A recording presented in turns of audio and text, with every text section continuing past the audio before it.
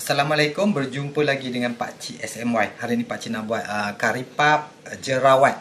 Tapi kali ni inti dia keledek dengan udang kering. Ni udang kering Pakcik akan tumbuk dia. Ni Pakcik guna 70 gram.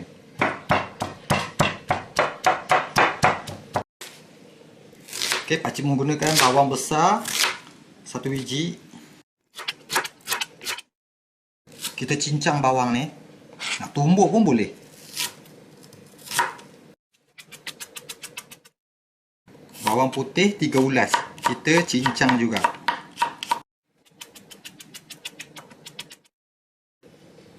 Sayang kuali, masukkan minyak. Udang kering yang Pakcik dah tumbuk tadi tu, kita masuk udang kering dulu sebab kita nak ambil aroma ni. Goreng udang kering tu, nanti kita punya inti tu wangi. Bawang yang kita dah cincang tadi tu, masaklah dia, tumis sampai garing. Sebab kita tak kisar, so tak ada air, Pakcik pakai minyak sikit je. Okey, kita punya bawang dengan udang kering pun dah garing tu. Ni Pakcik guna 4 sudu serbuk kari daging, 2 sudu serbuk cili. Masuk, kacau-kacau.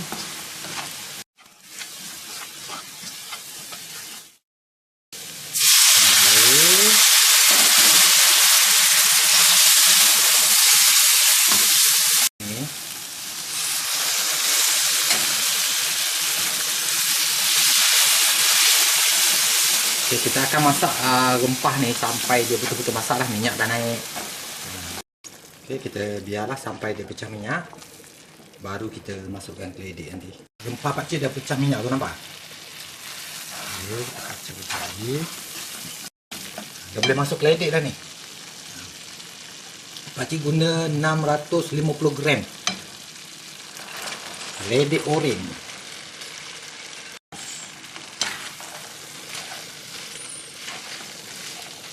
Kita kacau dia sebati dia rempah-rempah ni.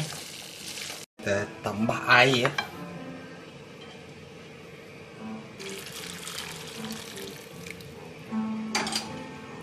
Yang ini akan lama sikit lah, sebab proses nak bagi apa tu, keledek kita ni empuk.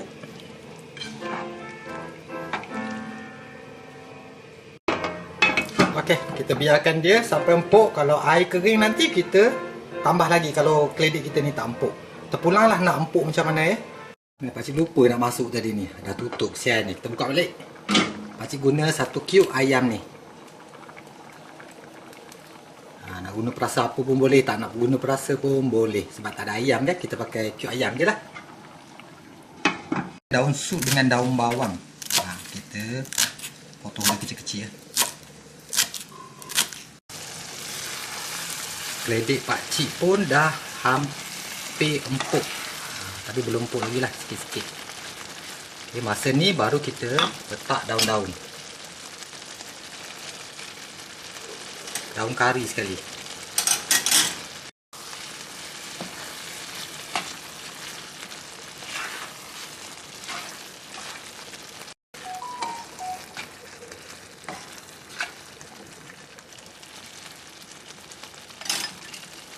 Garam kita dah boleh masuk secukup rasa.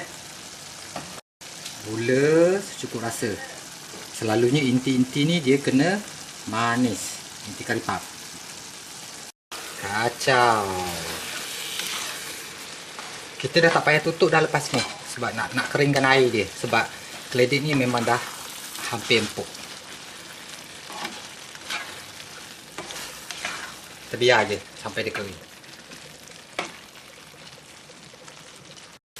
Okey, dah siap, dah kering, kita tutup api. Hari ni Pakcik tak ada, Pakcik berlari sekejap pergi ambil boboy dari football training. So kita tutup api, kita sejukkan. Pakcik akan mula untuk buat kulit kari pap ya. Minyak Pakcik guna setengah cawan ataupun 125 ml. Kita panaskan minyak ni sampai berasap-rasap macam ni. Baru dia betul-betul panas. Buat lubang sikit. Takut pecah. takut. Tapi insyaAllah tak.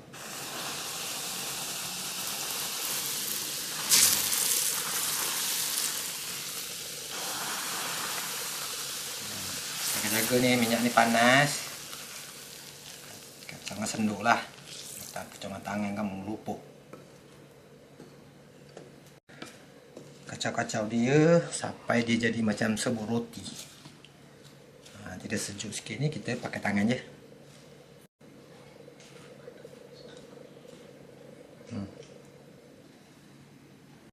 Tepung ni, tepung gandum, pakcik guna 500 gram.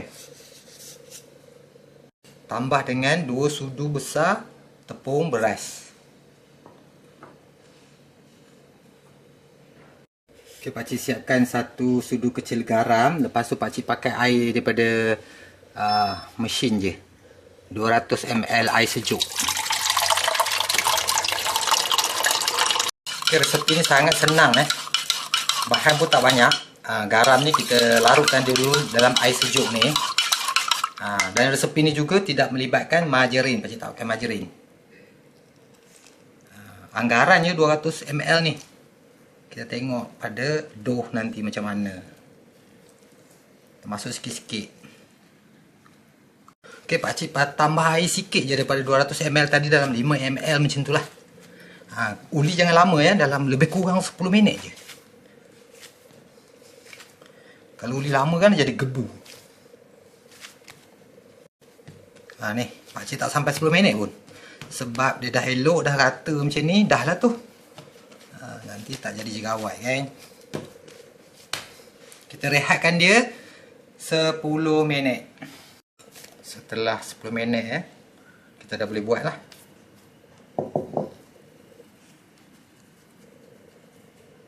Okay, macam biasa lah. Karipat yang macam ni senang je lah. Bukan karipat pusing kan. Kita boleh nyek dia. Sebab pakcik pakai bekas ni. Tengok ni. Jadi nanti dia akan sama besar lah. Sebab pakcik pakai acuan. Senang. Kalau untuk menyaga tu senang tu. Besar mana pun tak apa, nanti dia akan koyak sendiri. Okey, dah siap. Ikutlah nak tebal ke, nak nipis ke. Pakcik pakai acuan ni senang.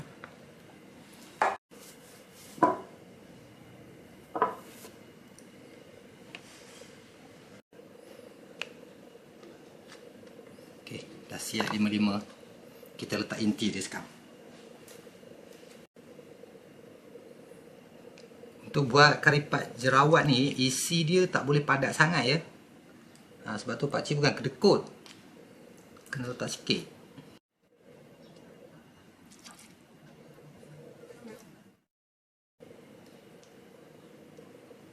Okay, cukup dah ni. Nanti padat sangat pula. Kita dah boleh tutup dia. Senang kan? Sama saiz nanti. Cepat pun cepat, tak payah nak fikir kita punya adunan tu banyak mana. Buat je. Nanti acuan ni akan cut untuk kita.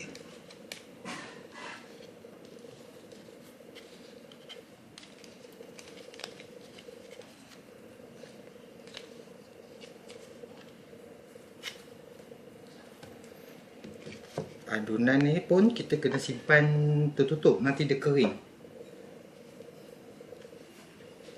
Sini kita dah dapatkan dia, beralih sekejap. Semua dah, tepung semua dah keluar.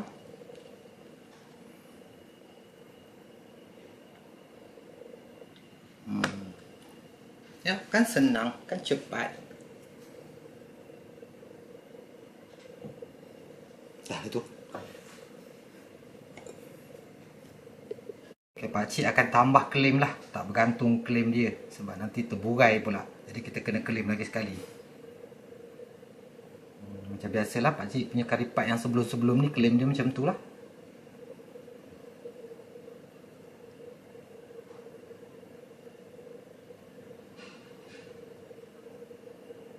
Okey, siap. Okey, ni yang pertama siap. Okey, pakcik akan buatlah seterusnya.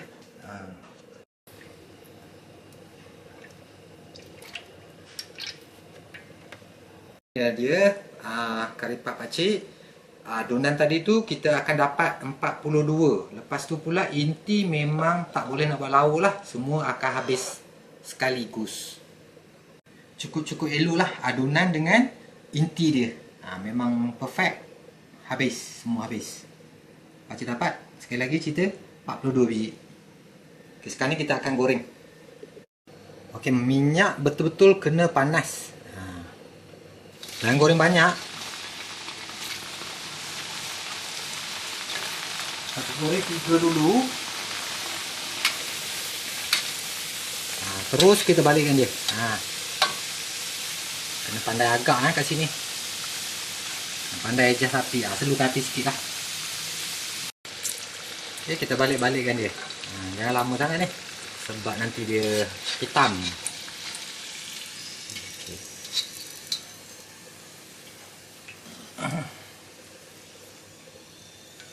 Angkat. Okay, pakcik akan buat seterusnya ya. Tak naklah goreng banyak. Yang balance tu pakcik akan frozenkan dia. Kena cepat ya.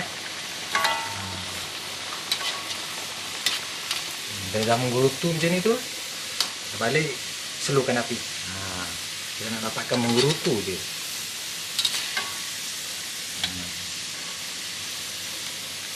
Macam tu lah teknik dia. Pakcik tak nak goreng sampai habis. Banyak siapa nak makan. Ni je lah pakcik goreng dalam 10 biji macam ni tadi.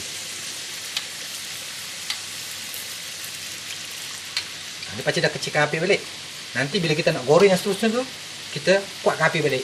Dan lepas tu bila kita dah masuk, kita slowkan api. Macam itulah kaedahnya.